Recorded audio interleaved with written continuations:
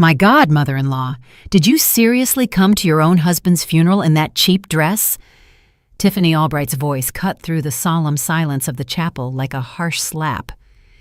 It's embarrassing. You look like a pauper. All eyes instantly fixed on me. My simple, elegant black dress, which I had chosen specifically for its understated appearance, seemed to deeply offend my daughter-in-law. What she didn't know was that this supposedly cheap piece had actually cost me $80,000. "Tiffany, please, we're saying goodbye to Dad," whispered Marcus, my son, sounding strained, but my daughter-in-law had already found her audience. "No, Marcus, someone has to say it. I work in high-end boutiques. I recognize quality when I see it. And this," she pointed at my dress with unconcealed disdain, "this is a clearance rack special. Your mother has zero class." Her friends, Candace and Naomi, nodded like little sheep, whispering among themselves. The murmur of disapproval spread through the pews. I remained silent, hands clasped, pretending her words cut me deep. "Poor Elias," Tiffany continued, raising her voice even louder. "He must be turning over in his grave, seeing his widow didn't even have the respect to dress decently for his send-off. How humiliating for the entire family." Tears began to well up in my eyes, but they weren't tears of sadness. They were tears of pure, pent-up rage. This woman dared to humiliate me on the most painful day of my life, completely unaware that I was the owner of the very brand for which she worked as a mere sales associate. "Just look at her," she pressed on with her performance. "She can't even afford a decent dress. Marcus, you really should give your mother some money so she can buy something appropriate." I smiled inwardly. If she only knew that my closet held over 200 designer dresses, that my bank account had more zeros than there were days in the year, and that her pink slip was already signed and waiting in my private office. My daughter, Belle, gently touched my arm and whispered, "Mom, don't listen to her. She's being cruel." But I needed to hear more. I needed Tiffany to keep digging her own professional grave. "You know what, Marcus?" Tiffany directed her voice dramatically toward her husband. "When we have children, I hope they never end up like your mother. So utterly basic." She gave me a pitiful look. "Look at her. She doesn't even know how to dress for such an important occasion." The snickers from her friends grew louder. Candace even dared to comment, "It's true, Tiff. I work in retail too, and that dress couldn't have cost more than $100. If they only knew that the mother-of-pearl buttons on my dress alone cost $500 each." "Exactly, Candace," Tiffany retorted. "That's why I say she has no class. At the boutique where I work, we cater to sophisticated clients, women who truly understand fashion and elegance, right?" She gestured toward me dismissively. My son, Marcus, looked intensely uncomfortable but didn't say a word. Typical. He'd always been a coward when it came to confronting his wife. "Tiffany, that's enough," Belle finally intervened, her voice firmer. "No, let her be," I said finally, my voice sounding soft and slightly broken. "She's right. I don't understand these elegant things like she does." Tiffany smiled triumphantly. "At least you admit it. Look, mother-in-law, it's not your fault you were born without good taste, but you could at least make an effort not to embarrass the family in public." Her friends applauded discreetly. Naomi added with false sympathy, "Oh, the poor thing. It must be hard not having the resources to dress appropriately." "Precisely," Tiffany continued, emboldened. "Imagine showing up to your own husband's funeral dressed like you're running to Walmart for groceries. She just has no common sense." The whispers intensified throughout the chapel. I could hear fragments. What a shame. The poor woman. How embarrassing. Perfect. The more people who witnessed this public humiliation, the sweeter my revenge would be. "And those shoes," Tiffany went on, pointing at my classic black pumps. "They look like something you'd find at a flea market. Goodness, if I were her, I'd be ashamed to leave the house like that." Those pumps were a $12,000 custom pair. But she would never know. "Look, mother-in-law," she said condescendingly, leaning in toward me. "I know you don't have much money, but the next time you need to dress for something important, I can lend you something from my wardrobe. I have connections at the best stores." The irony was delicious. This woman, who earned a base of barely $3,000 a month selling my clothing in my boutique, was offering to lend me dresses. If only she knew that I personally signed her paycheck. "That's very kind of you, Tiffany," I replied in a trembling voice, "but I wouldn't want to cause you any trouble." "It's no trouble, it's Christian charity," she responded with a fake smile. "It's what any decent person would do in my place." Her friends murmured their approval. Candace even commented, "You're an angel, Tiff. Not everyone would be so generous to someone so limited." Limited. The word echoed in my mind.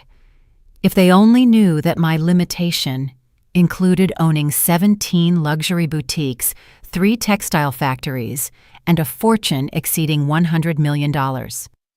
Furthermore, Tiffany added, now addressing the entire congregation, "I think we can all learn a lesson from this, the importance of education, of having aspirations, of not settling for mediocrity."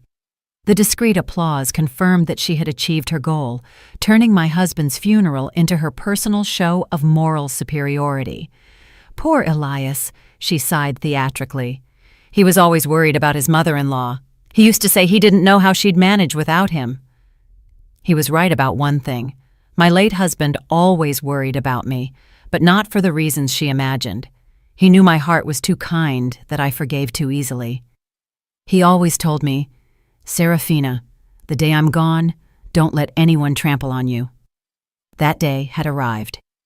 After the spectacle Tiffany created at the funeral, I drove home in my 2015 Honda Civic, a car I deliberately chose to maintain my facade as a poor, helpless widow.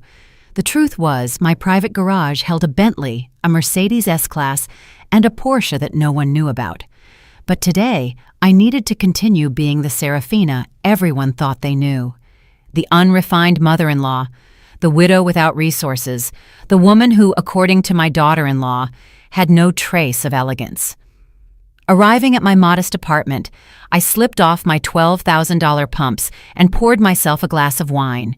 Not just any wine, but a vintage Bordeaux that cost $5,000 a bottle. But to the outside world, I was the lady who bought boxed wine at the grocery store. My phone rang. It was Belle, my daughter. "Mom, I'm so sorry about what happened today. Tiffany behaved horribly." "Don't worry, sweetheart," I replied in a tired voice. "I'm used to her comments." "But it's not right, Mom. To act like that at Dad's funeral? It's inhuman." Belle didn't know the truth about my financial situation. I had decided years ago to keep my own children in the dark. It was safer that way, less complicated, and it allowed me to truly see the people around me.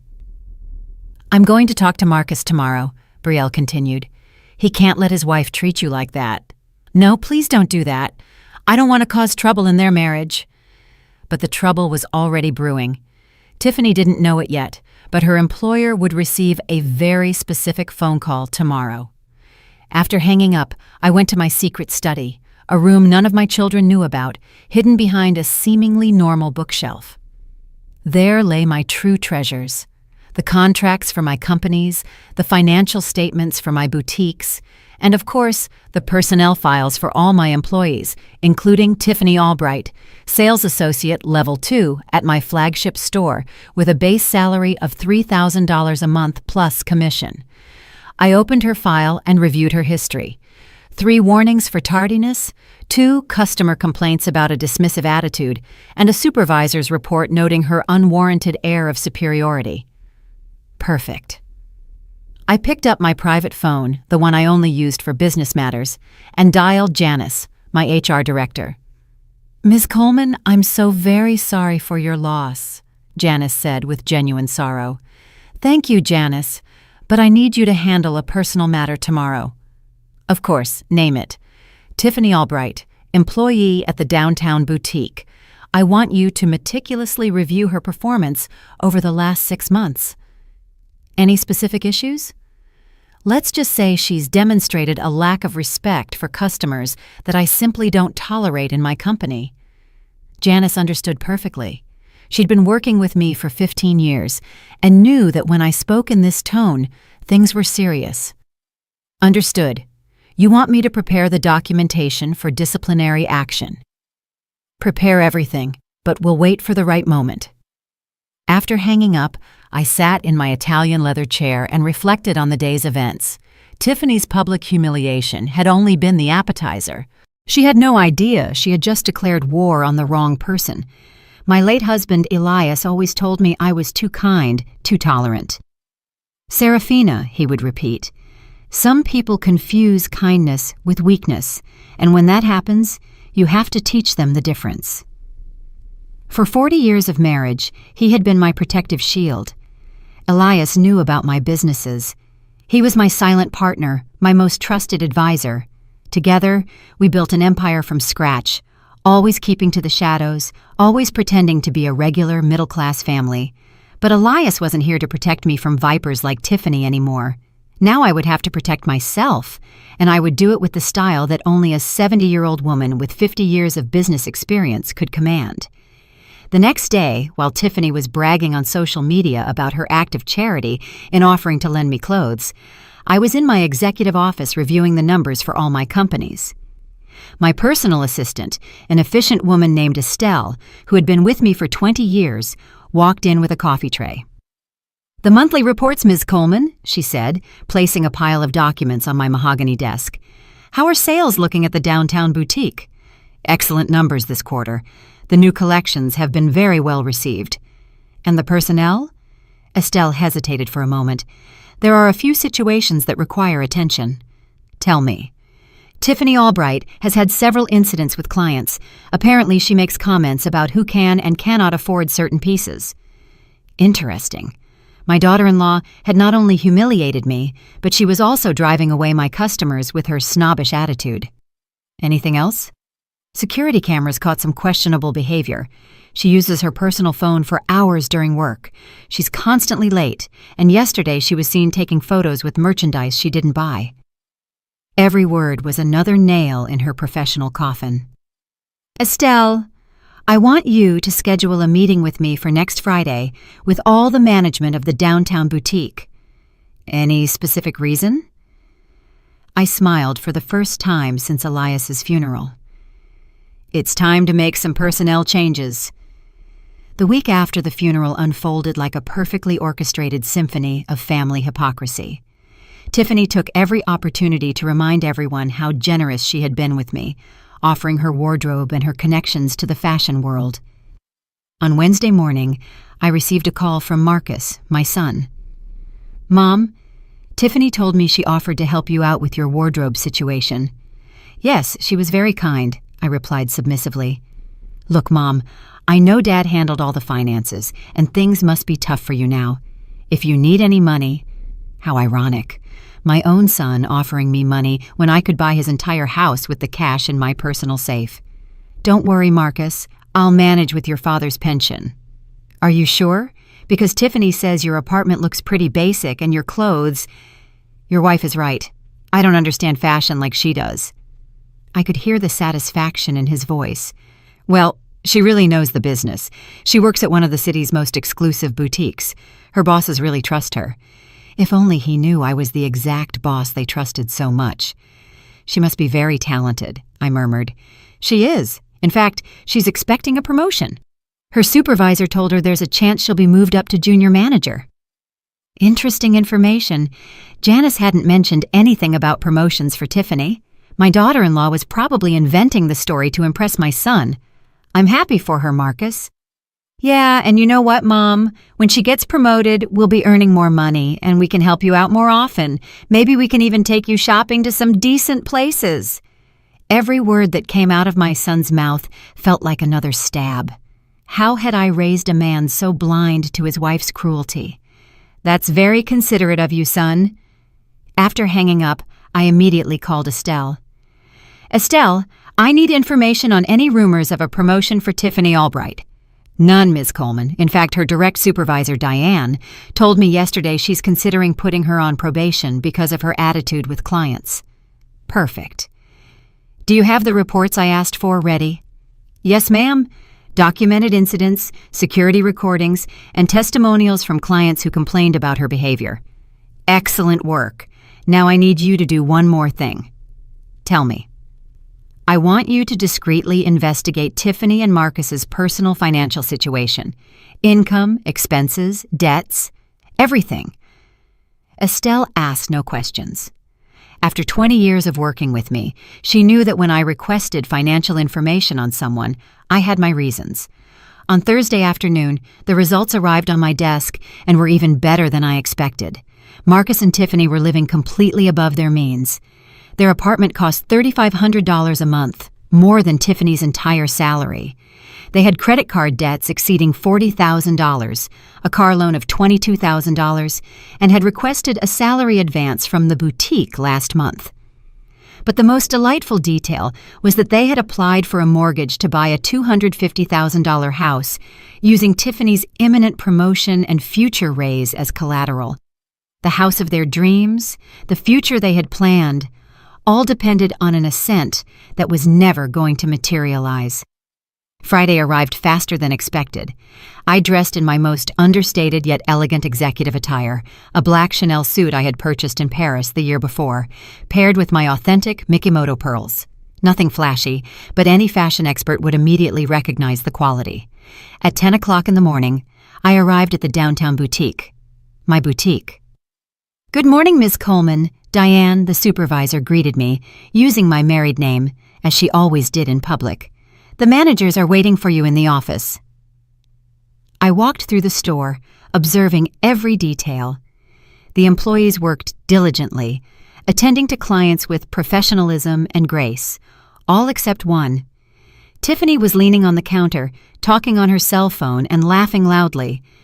Her uniform was wrinkled, her makeup was overdone, and her attitude was completely inappropriate for the sophisticated environment of my establishment. "Girl, you won't believe this," I heard her say into the phone. "My mother-in-law is so pathetic. I swear, Marcus told me yesterday we can take her shopping when I get promoted. Imagine having to teach a 70-year-old woman how to dress." She laughed at her own cruelty, while a customer waited patiently to be served. Yeah, I work at the most exclusive boutique in the city.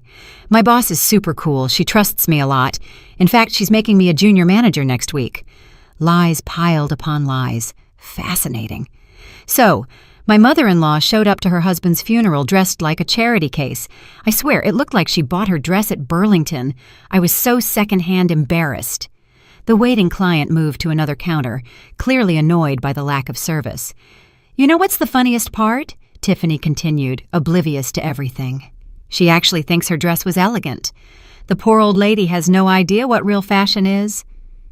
It was at that moment I decided to approach her. "Excuse me," I said softly. Tiffany turned and, for a second, recognized me, likely because she had never seen me dressed appropriately before.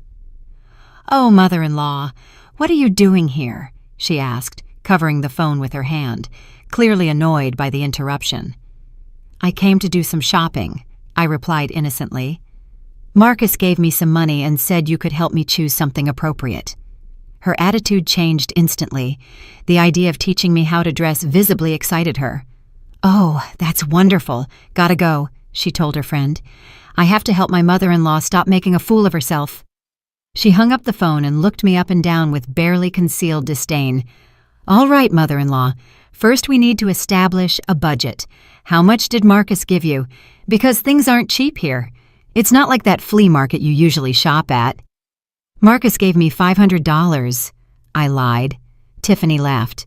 $500! Oh my God, with $500 here, you can barely afford a pair of earrings. But fine, let's see what we can do with so little." She led me to the accessories section, the cheapest part of the store. "Look, mother-in-law, these scarves are on sale. They're $200 each, but they're very pretty. They could add a touch of class to your style." She picked up one of the scarves and showed it to me condescendingly. "See the quality of the silk? This is what true elegance is, not those rags you normally wear." The scarf she held was from my spring collection from last year. I had personally supervised every detail of its design. "It's very beautiful," I admitted. "Right? I have a good eye for these things. That's why my bosses are going to promote me. They recognize my talent." Just then, Diane approached us. "Tiffany, Ms. Coleman is waiting for you in the office." Tiffany paled slightly. Miss Coleman, my boss is here? Yes, she arrived a few minutes ago. She said it was urgent. I could see the panic in Tiffany's eyes. But I'm helping a client. I'll take care of the lady, Diane intervened diplomatically. Tiffany looked at me with annoyance. Mother-in-law, I have a very important work matter to attend to. I'll be back in a few minutes to keep helping you. Yes, of course, dear. Go attend to your important matters. I watched her nervously walk away toward the offices on the second floor, completely unaware that she was heading straight for her professional destruction. While Tiffany nervously went up to the office where she thought I would be meeting with her as an employee, I stayed downstairs, savoring the irony of the situation. Diane, my trusted supervisor, approached me with a knowing smile. "How was the performance, ma'am?" she asked in a low voice. "Better than I expected. That woman just sealed her professional fate with her own words. The security recordings caught the entire phone conversation and her behavior toward you. Do you want me to go up now?" "Let's wait a few more minutes. I want her to get good and nervous wondering where I am." Meanwhile, I decided to take a walk through my store, observing how it functioned without my visible presence. The employees worked professionally, serving every customer with courtesy and knowledge, all except the one who had just gone upstairs. I approached one of the younger sales associates, a girl named Chloe, whom I had hired 6 months ago. "Excuse me," I said, pretending to be a regular client. "What do you think of the service from the young woman who was here a moment ago, the one with the curly hair?" Chloe looked up nervously before answering. "You mean Tiffany?" "Yes, I think that was her name." The girl hesitated for a moment, clearly uncomfortable. "Well, it's not my place to comment on my colleagues. Just curious." She seemed very confident. "Look, ma'am, I'd rather help you. What can I get for you?" Her diplomacy impressed me. She was exactly the type of employee I valued. Professional, discreet, loyal. "I'm actually just waiting for someone, but tell me, have you worked here long?" 6 months. It's my first job in luxury retail, and I really love it. "And what's the work environment like?" Chloe glanced toward the stairs again. "Most of my colleagues are wonderful, very professional, always willing to help. But—" She stopped. "But I shouldn't say this, but some people think working here gives them the right to treat others badly, as if the boutique's glamour went to their head." Exactly what I suspected. "Have you seen specific situations?" "Well, I've seen how some employees judge customers by their appearance before serving them, as if they decide who can and cannot afford to shop here. That goes against everything we were taught in training." "And what did they teach you in training?" "That all customers deserve the same respect and attention, regardless of how they look or dress. That our boss, Ms. Coleman, says that true elegance comes from respect and humility, not arrogance." My heart swelled with pride. My values were being transmitted correctly, at least to the employees who were worth keeping. "Your boss sounds like a very wise woman." "She is, although I've never seen her in person. Everyone raves about her. They say she started from the bottom and built this empire with hard work and solid principles." Just then, I saw Tiffany descending the stairs with a look of utter confusion. She walked directly toward me. "Mother-in-law? Didn't anyone serve you yet? What terrible service," she said, clearly frustrated at not having found her boss upstairs. "This young lady was taking very good care of me," I replied, gesturing toward Chloe. Tiffany looked at Chloe disdainfully. "Oh, she's new. She doesn't know anything. I'm the expert here. I've been here longer and have more experience." Chloe discreetly stepped away, but I could see in her eyes that she had perfectly understood the kind of person Tiffany was. "Did you find your boss?" I asked innocently. "No, it seems she had to leave, but it doesn't matter. She was probably just going to tell me about my promotion. She always seeks me out for important things." The lies kept accumulating. "Well, in the meantime, we could continue looking at clothes for me." "Of course, mother-in-law, but first let me tell you something important. When I get promoted to manager, I'm going to implement a lot of changes here, especially in customer service." "What kind of changes?" "For example, I'm going to establish a dress code for clients. We can't have just anyone walking in here dressed any old way. This is a luxury boutique, not a bargain mart." Every word was more revealing than the last. And if someone doesn't meet your code? Well, I'll politely suggest they go to stores more appropriate for their level. It's for everyone's good. The real clients feel uncomfortable when they see people who clearly don't belong here. Interesting philosophy, I murmured. Exactly. My boss will be so proud when she sees how I improve the store's image. She'll probably give me a bonus for the initiative. She led me to the most expensive dress section of the store, ironically toward my own most exclusive creations. Look, mother-in-law, these dresses are gorgeous, but they are obviously out of your budget. They cost between $5,000 and $15,000 each. She picked up one of my favorite designs, a champagne-colored gown with hand-embroidered details. See this quality? This is true haute couture. I have a similar one at home.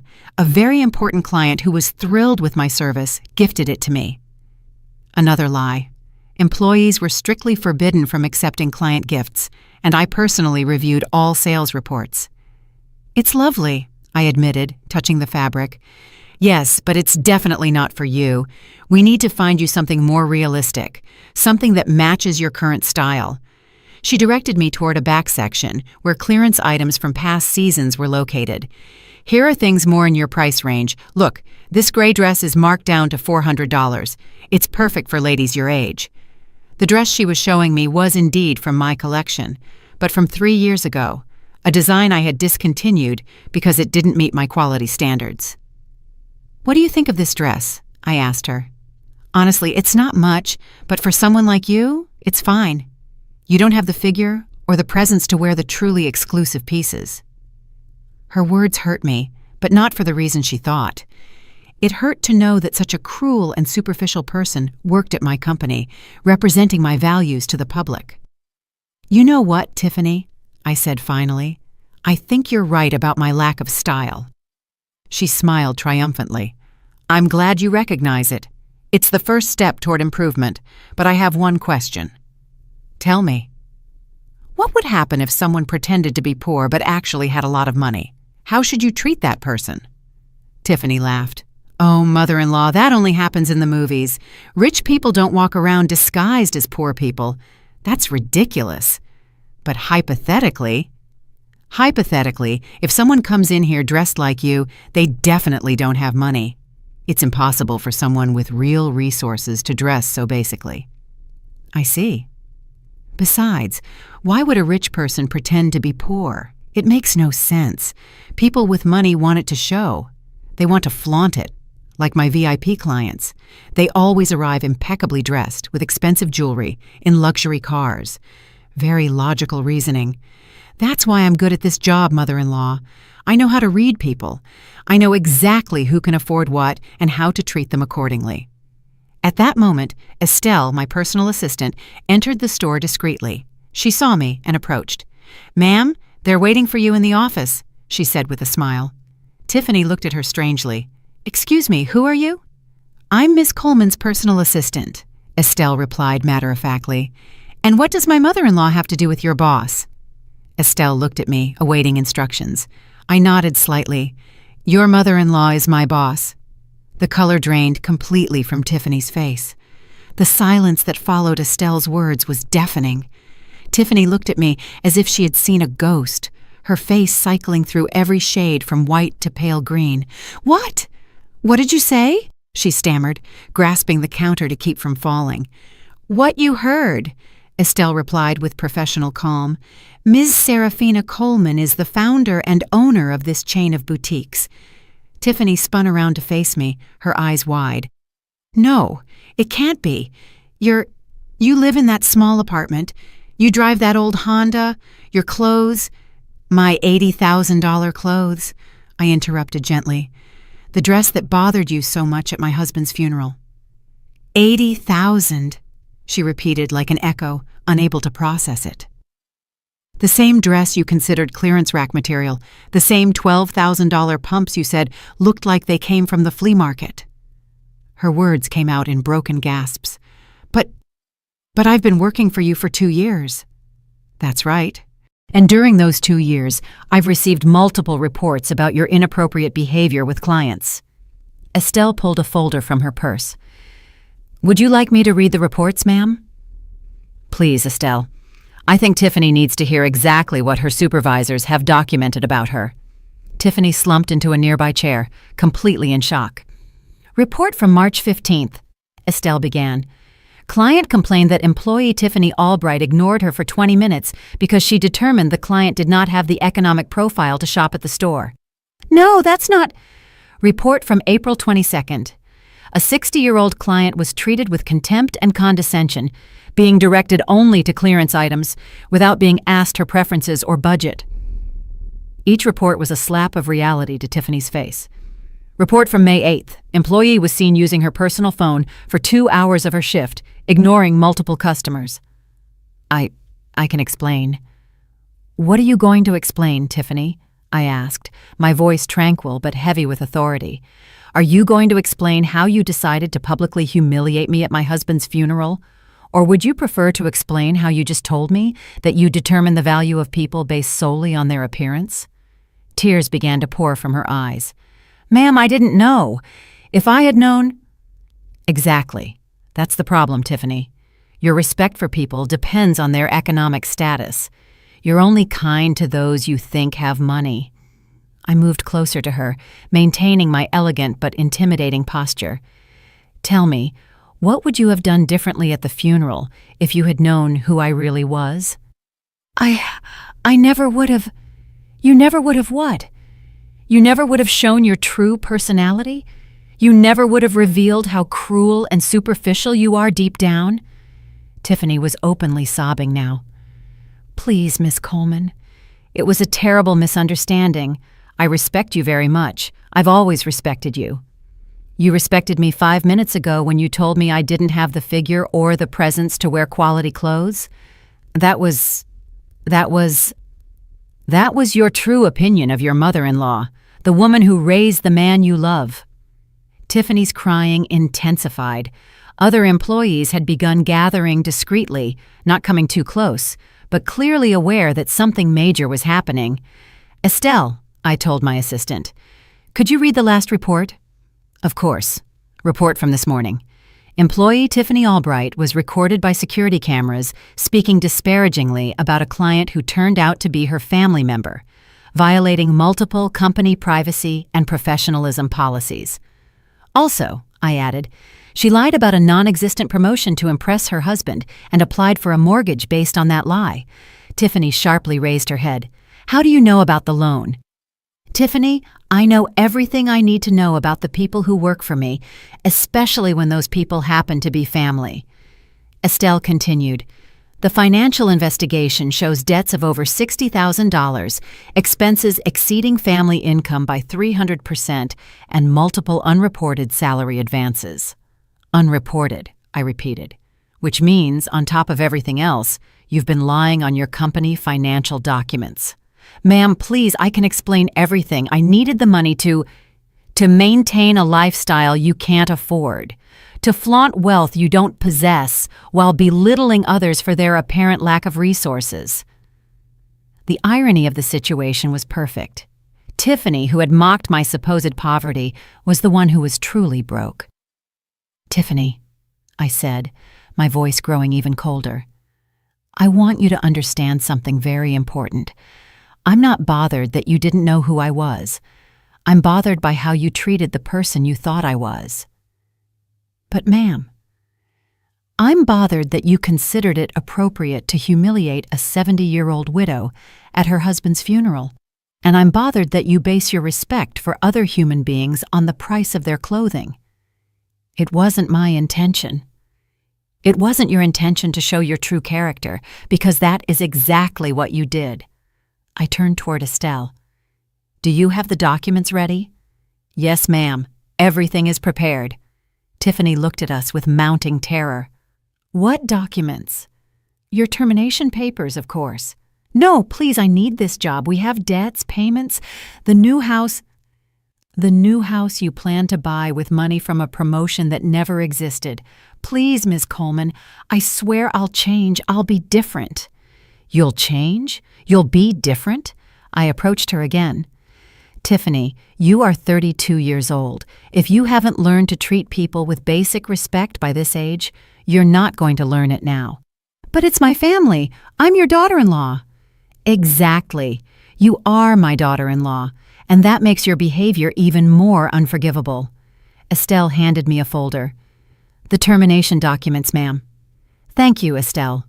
I took the folder and showed it to Tiffany. Here is your termination letter, effective immediately. You can't do this. It's personal revenge. Personal revenge? I laughed softly. Tiffany, this is simple application of business policy. Customer mistreatment, misuse of work time, lies on official documents, and multiple violations of the Code of Conduct. But I need this job. My husband will— Your husband is going to find out many things today, I interrupted, including how his wife treats his mother when she thinks no one important is watching. Tiffany's tears had turned into desperate sobs. Please, I beg you, give me one more chance. You already had your chance, Tiffany. You had it during 2 years of working here, and especially you had it on the day of the funeral when you could have chosen to show compassion instead of cruelty. But you didn't know. And that is exactly the point. Your true character shows when you think there are no consequences. Estelle, I said to my assistant while Tiffany continued to sob. Please call security to escort the employee out of the building. No, wait, Tiffany screamed, standing up desperately. It can't end like this. I'm family. Family behaves with mutual respect, Tiffany. You decided to break that. I swear I'll change. Give me one last chance. Like the chance you gave me on the day of the funeral? Like the consideration you showed when you decided to turn the most painful moment of my life into your personal show of superiority? Tiffany approached me with her hands clasped, literally begging. Ms. Coleman, please think about Marcus. Think about your son. If you take my job, you'll ruin our marriage. I'll ruin your marriage. I looked at her with genuine disbelief. Tiffany, you ruined your marriage the day you decided to publicly humiliate your husband's mother. But he'll hate me. He won't understand.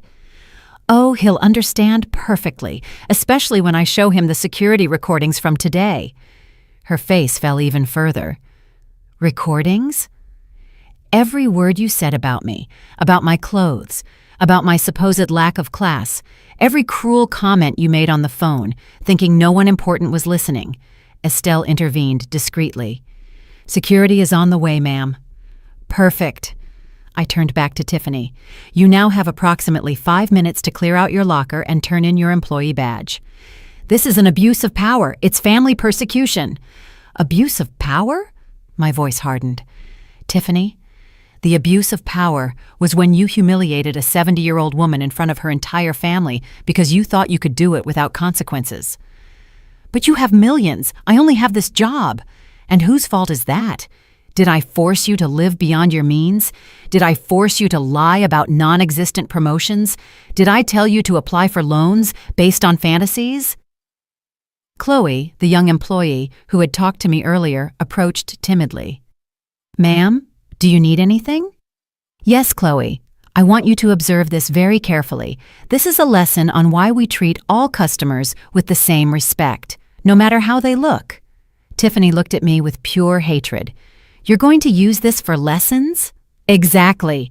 Your behavior will serve as the perfect example in our future training sessions on what not to do. It's humiliating. Humiliating? I laughed without humor. Tiffany, you humiliated me at my husband's funeral in front of my family, my friends, people I'd known for decades, and you did it for sport. I was only trying to help her. Help me? By calling me classless, telling everyone I looked like a pauper? The other employees had now gathered closer, clearly fascinated by the drama unfolding. I could see in their faces a mix of shock and, I must admit, satisfaction at finally seeing consequences for Tiffany's toxic behavior. Ms. Coleman, Diane, my supervisor, intervened. Do you want us to document this incident to share with the other branches? Excellent idea, Diane. Let it serve as a warning about the consequences of mistreating customers. Tiffany turned to Diane desperately. Diane, you know I'm a good worker. Say something. Diane looked at her with an expression mixing compassion and disappointment. Tiffany, I gave you multiple warnings about your attitude with clients, especially the older ladies, but I never thought— You never thought what? That the older ladies deserved respect? That they might have more money than they appeared to? That they might be connected to important people? It's not that. Then what is it, Tiffany? I asked directly. Explain your philosophy of life to me. Explain why it's okay to mistreat people you consider inferior. I don't consider them inferior. Then why did you treat me as if I were? Why? She stopped, clearly unable to answer without admitting her true nature. Because you thought you could do it without consequences, I completed for her.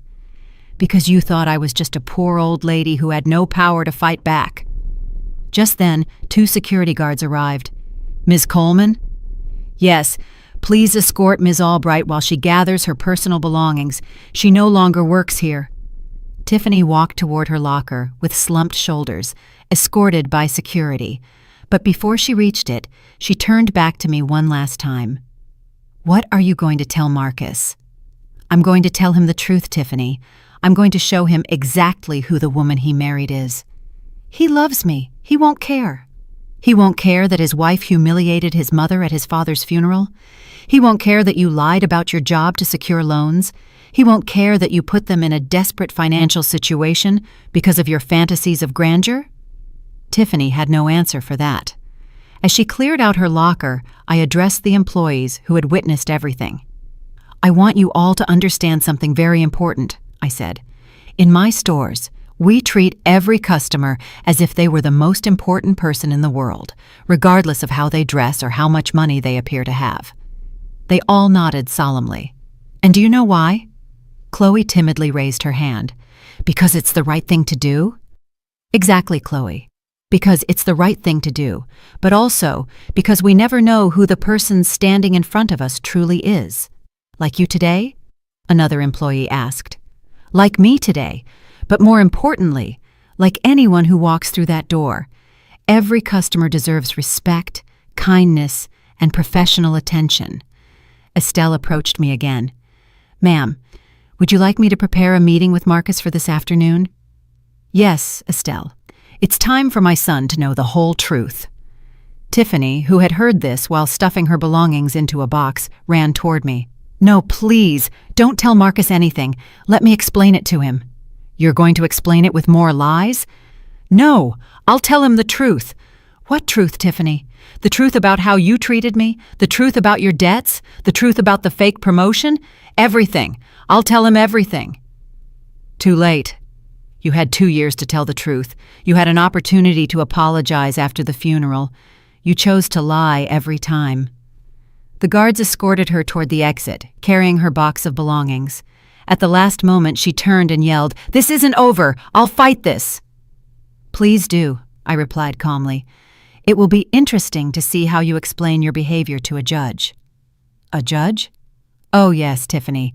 Defamation, creating a hostile work environment, fraud on business documents. I have enough evidence to keep you busy in court for years. Her face went completely white before the guards finally ushered her out of the building. Once she was gone, silence filled the boutique.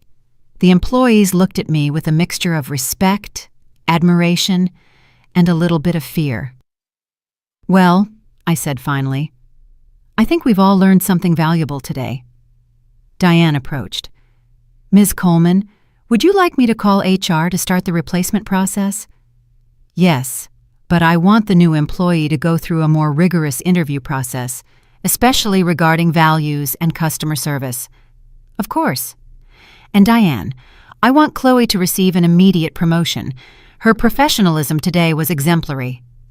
Chloe blushed and smiled timidly. Thank you, Ms. Coleman. Don't thank me yet. With the promotion comes more responsibility. I left the boutique feeling strangely empty. The revenge I had planned was complete, but now I had to face the hardest part, explaining to my son why I had destroyed his wife's career. But that would come later.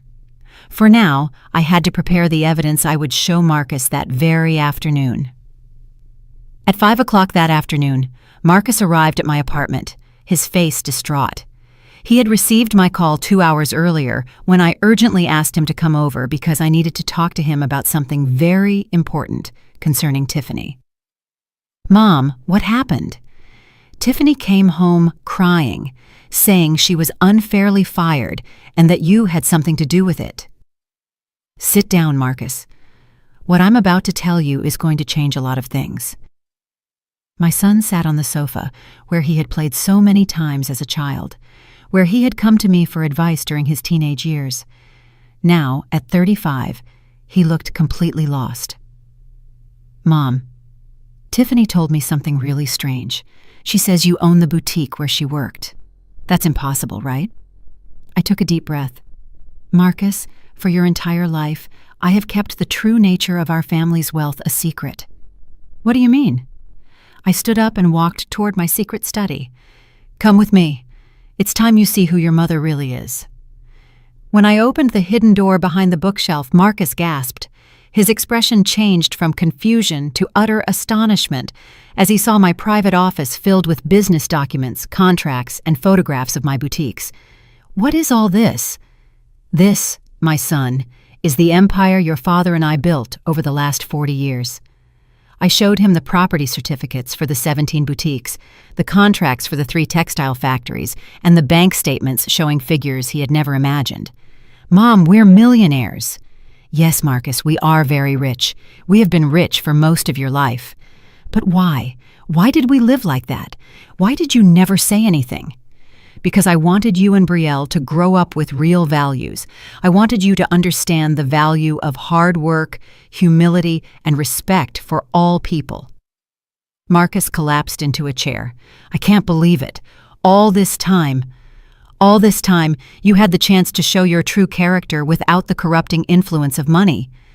And Dad knew? Your father was my partner in everything.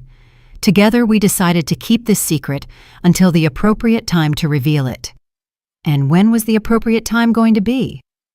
"When you demonstrated you could handle the responsibility. When you showed that your values were firmly established." Marcus looked at me with a mixture of admiration and resentment. "And what does this have to do with Tiffany being fired?" That was the question I had been waiting for. I picked up the folder Estelle had prepared with all the evidence.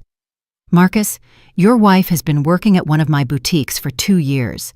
During those 2 years, she demonstrated repeatedly that she mistreats clients based solely on their appearance." "That can't be true. No!" I pulled out the first report. "It's documented here how your wife ignored a 60-year-old lady because she felt she didn't have the appropriate economic profile to shop at the store." Marcus read the report, frowning.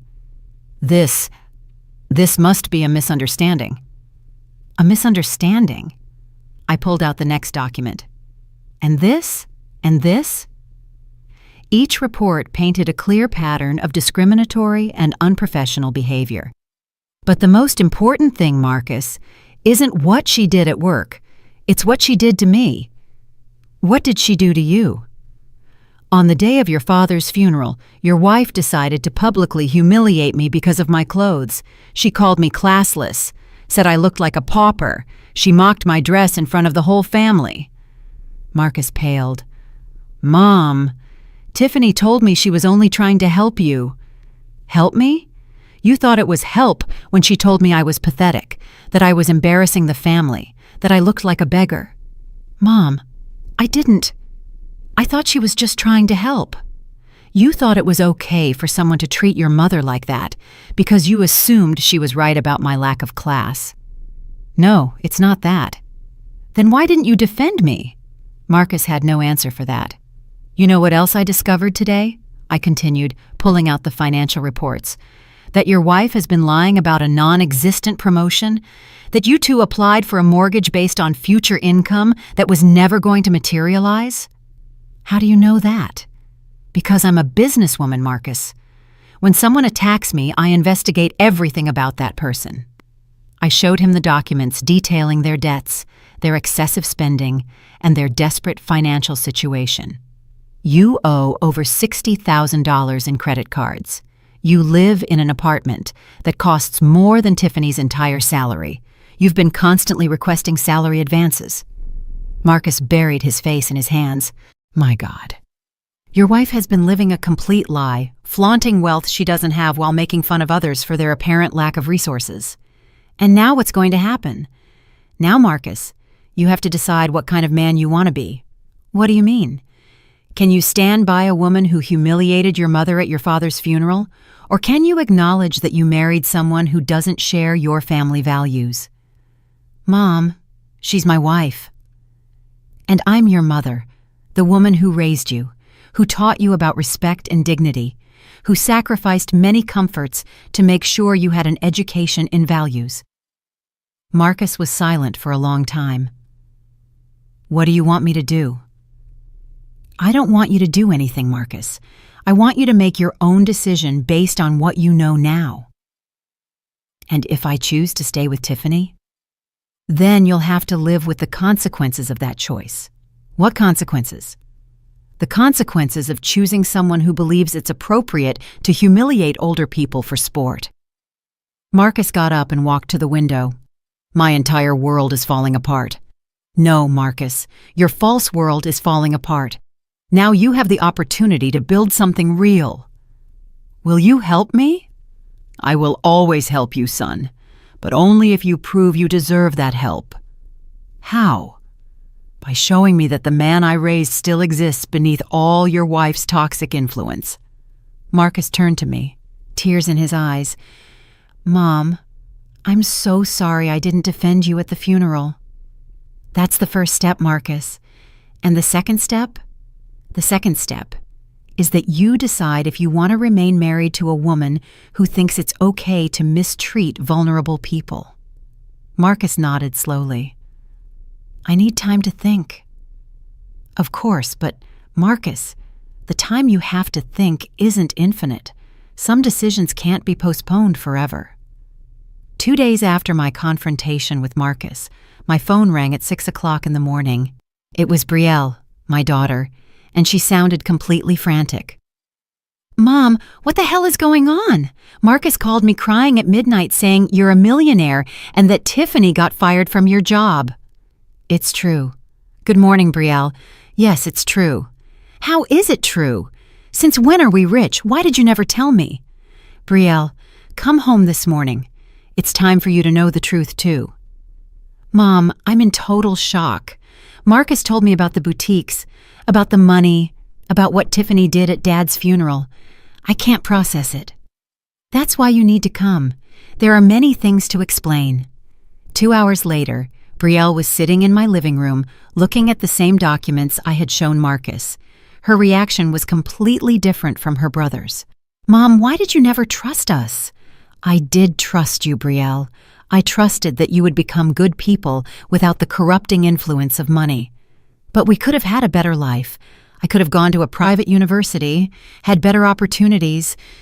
And would you be the same person you are now?" Belle paused, thinking. "I don't know." "I do know. You would have grown up with privileges you wouldn't have appreciated, with a sense of superiority that would have damaged your character. But look what happened to Marcus. He married a horrible woman who despises us." "Exactly my point, Belle. Marcus chose Tiffany when he thought we were a middle-class family. That tells me there's something in his character that needs to be examined." "What do you mean?" "I mean that perhaps Marcus was attracted to Tiffany precisely because she represented the status and sophistication he felt he was lacking." Belle frowned. "That's pretty deep, Mom. I've had 70 years to observe human behavior, darling. And me? What do you think of my choices?" I smiled. "You chose to be an elementary school teacher. You work with low-income children. You married a good man who is also a teacher. Your values are in the right place. So now I'm going to inherit all this? You and Marcus will inherit everything, but only if you prove you can manage it responsibly. And if Marcus chooses to stay with Tiffany?" "That is a very good question, Belle." Just then, my phone rang. It was Estelle, my assistant. "Ms. Coleman, Tiffany Albright is here at the main office. She says she needs to speak with you urgently." "Tiffany is there?" "Yes, ma'am. She's quite agitated and says she won't leave until she speaks with you." I looked at Brielle. Would you like to meet your sister-in-law under more authentic circumstances? What do you mean? Tiffany is in my office, probably to beg for her job back. I want to go with you. Perfect. It's time you see exactly what kind of person your brother married. An hour later, Brielle and I arrived at my executive office in my company's main building. It was a space my children had never seen. Marble floors, floor-to-ceiling windows with a panoramic view of the city, designer furniture, and original artwork. My God, Mom, Brielle whispered. This is breathtaking. 40 years of hard work, darling. Estelle met us in the lobby. She's in the waiting room. She's been there since 8 o'clock this morning. Has she said anything? Only that she needs to speak with you about a terrible injustice and that she won't leave until you listen to her. Perfect. Send her into my office in 5 minutes. Brielle and I settled into my office. I behind my mahogany executive desk, Brielle in a side chair where she could observe the entire interaction. When Estelle ushered Tiffany in, her transformation was evident. She was no longer the arrogant, self-assured woman from the funeral. She had deep circles under her eyes, smudged makeup, and her clothes were wrinkled as if she had slept in them. Miss Coleman, she began immediately, thank you for seeing me. I know I made terrible mistakes, but I need you to understand my situation. Sit down, Tiffany. It was then she noticed Brielle. Brielle, what are you doing here? Hello, Tiffany. I'm here learning about people's true character. Tiffany flushed but turned back to me.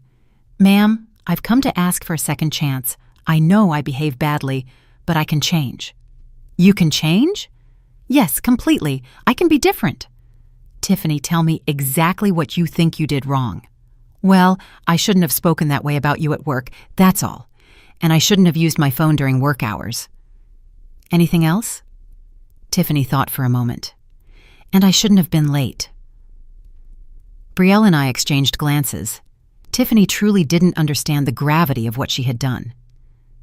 Tiffany, I said patiently, what about the funeral? The funeral? Yes, my husband's funeral. Do you recall anything specific from that day? Well, I was trying to help you with your image. Help me? Yes, I thought if I gave you advice on how to dress better? Brielle interrupted her. Tiffany, do you really think publicly humiliating someone is helping? I didn't humiliate her. I was only being honest. There it is, I said to Brielle. The real problem. She doesn't believe she did anything wrong. But I can learn, Tiffany insisted desperately. I can take customer service classes. I can go to therapy, whatever it takes. And why would you do all that? Because I need the job. We have huge debts. The house we wanted to buy. Marcus will hate me if we lose everything because of me. Interesting, I murmured. You haven't mentioned feeling any remorse about hurting me. Of course I feel remorse. Remorse about hurting me or remorse about the consequences that brought upon you? Tiffany opened her mouth, but no words came out. Because there's a very important difference between those two things, Tiffany. I feel bad about hurting you. When did you start feeling that? At the funeral? When you were calling me classless? Or when you found out who I really am? Tiffany started to cry. Please, Miss Coleman, don't punish me for the rest of my life for one mistake. One mistake? Brielle stood up from her chair. You call humiliating a 70-year-old widow at her husband's funeral a mistake? Brielle, please. No, Tiffany. You've been married to my brother for 2 years, and you never, not once, showed genuine respect for my mother. That's not true. I pulled another document from my desk. I have reports here from 3 family gatherings where you made dismissive comments about my taste, my clothes, my house. Those were just casual comments. Casual comments that revealed your true opinion of me. Tiffany turned to Brielle desperately. Brielle, talk to your mother. Tell her to give me another chance. Why would I do that, Tiffany? Because you're my brother's wife? We're family?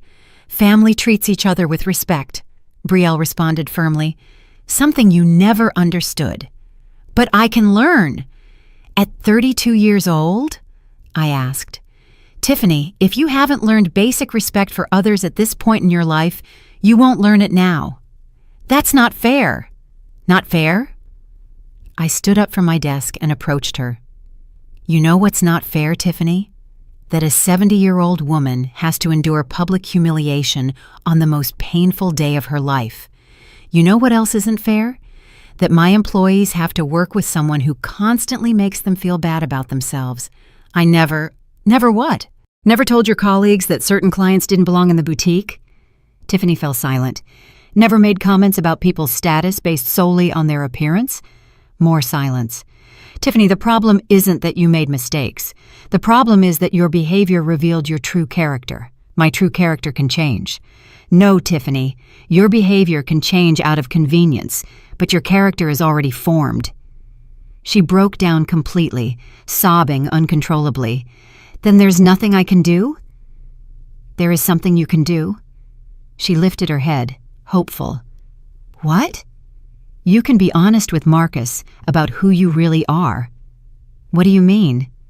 You can tell him that you married him because you thought you could mold him, that you always saw his family as inferior, that you lied about your job to impress him. That's not true. No. Then explain why you never invited Marcus to your work events if you were as successful as you claimed. Tiffany couldn't answer. Explain why you never introduced me to your bosses if you had such a good relationship with them. Total silence. Explain why you lied about a promotion that never existed. I wanted Marcus to be proud of me. And humiliating his mother was supposed to help with that? Finally, Tiffany understood there was no escape. Tiffany, I said, in a voice that was firm but not cruel, I'm going to give you one last opportunity to show some dignity in this situation. What do you mean? Go home, sit down with Marcus and tell him the complete truth about who you are, what you've done, and why you did it. And if I do that, you'll give me my job back? No. Her face fell. Then what's the point? Because it's the right thing to do, Tiffany. For the first time in a long time, you have the opportunity to do something simply because it is right. But I need to work. You'll find another job, but you will never work in any of my companies again. And if Marcus leaves me? That is a decision he has to make based on complete information. Tiffany slowly rose, defeated. You win, Ms. Coleman. You've destroyed me completely. No, Tiffany. You destroyed yourself. I simply refused to remain your victim. After she left, Brielle and I sat in silence for several minutes. Mom, Brielle finally said, do you think Marcus will leave her? I don't know, darling, but I hope so. And if he doesn't, then I'll know I didn't raise the man I thought I raised. That night, Marcus called. His voice was broken, tired. Mom, Tiffany told me everything. Everything. The lies about her job, the debt she hid, what she truly thinks of our family. And she also told me something else. What? She told me that during our entire marriage, she never felt you were good enough for me. My heart broke a little. I see. Mom, I'm so sorry I was so blind. I'm sorry I failed you when you needed me most. And what are you going to do now, Marcus? I already did it. I asked her for a divorce. I felt a mix of relief and sadness. How do you feel? Devastated, but also liberated, as if I've been carrying a weight I didn't know I had. That's normal, son. Can I come see you tomorrow? There are many things I need to talk to you about. Of course, Marcus, always. The next day, my 2 children were sitting in my living room, now fully aware of the truth about our family. It was strange, after so many years of secrets, to have everything in the open. Mom, Marcus said, I want to formally apologize, not just for not defending you at the funeral, but for all the years I didn't fully appreciate what you had done for us. I want to apologize too, Brielle added, for questioning your decision to keep the secret. I understand now that you gave us something more valuable than money. You gave us real values. Your apologies are accepted, but they weren't necessary. You both acted with the information you had at the time. And now what? Marcus asked. How do we proceed from here? Now, I told them, standing up to walk to my desk, it's time for you to learn about your inheritance. I showed them the documents I had prepared years ago, dividing my empire equally between them, but with specific conditions. Marcus, you will inherit the boutiques and the textile factories, but there is a condition. What is it? You have to work in the business for 5 years, starting from the bottom, learning every aspect of the operation. From the bottom, as a floor salesman? I want you to understand what it's like to deal with all types of customers, what it's like to earn the respect of the employees, what it's like to build something through hard work. Marcus nodded solemnly. I accept. Belle, you will inherit the real estate properties and the financial investments, but your condition is different. What is it? I want you to use a significant portion of that inheritance to create charitable foundations, especially focused on education for low-income children. Brielle's eyes filled with tears. Mom, that's perfect. But you both have one additional condition that is non-negotiable. What is it? They asked in unison. You can never, ever use your wealth to mistreat other people. The money I'm giving you comes with the responsibility to use it to uplift others, not to belittle them. Of course, Mom, Marcus said. And if I ever discover that you are using your position to humiliate or belittle someone, you will lose your entire inheritance immediately. Understood, they both said. 6 months later, I was sitting in my office reviewing the monthly reports when Estelle walked in with a smile on her face. Ma'am, you have a visitor. Who is it? It's Marcus, but I think you should see this for yourself. Marcus walked into my office, but he didn't look like the Marcus I knew. He was wearing the floor salesman's uniform from the boutique. He had a different energy in his eyes and a genuine smile on his face. Hey, Mom, do you have a minute to talk to one of your employees? Of course. How's your first month going? It's the hardest job I've ever done in my life, and also the most gratifying. Tell me about it. Yesterday, I served a woman who came in dressed very simply. She was a widow, like you, and clearly didn't have much money. My old instincts told me to direct her to the clearance section. And what did you do? I gave her the exact same treatment I would give any other client. I showed her the whole store, explained the quality, and made her feel like the most important person in the world. She bought a $50 scarf. But Mom, the smile on her face was priceless. She told me it had been years since anyone had treated her with such kindness in a store. I felt my heart swell with pride. And how did that make you feel? Like I finally understood what you and Dad tried to teach me all these years. At that moment, I knew I had made the right decision. The pain of Elias's funeral, the public humiliation, the destruction of Tiffany's career, it had all been worth it to reach this moment.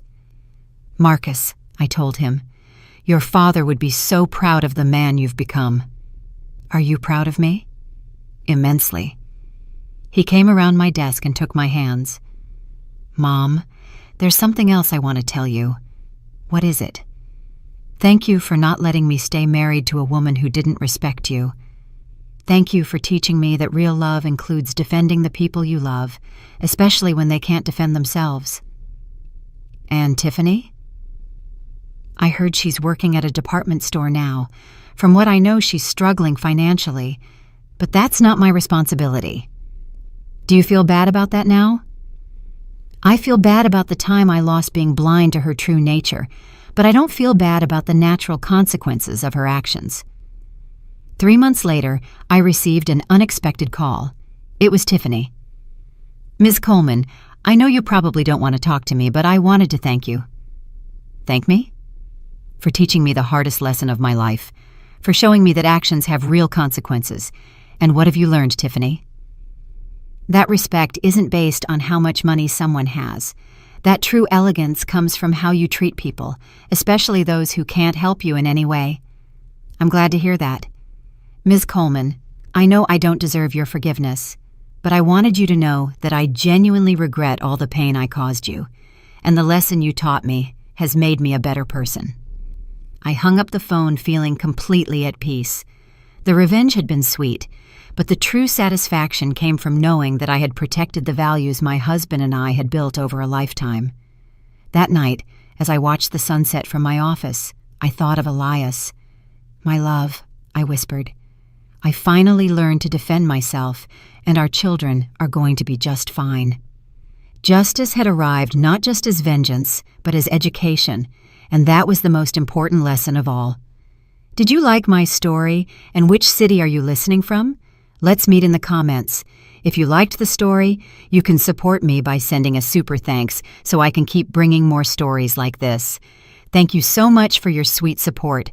I'm looking forward to your comments on the story. On the screen, you can see 2 new life stories that I highly recommend. There's so much more on my channel. Don't forget to subscribe. See you in the next life story with love and respect.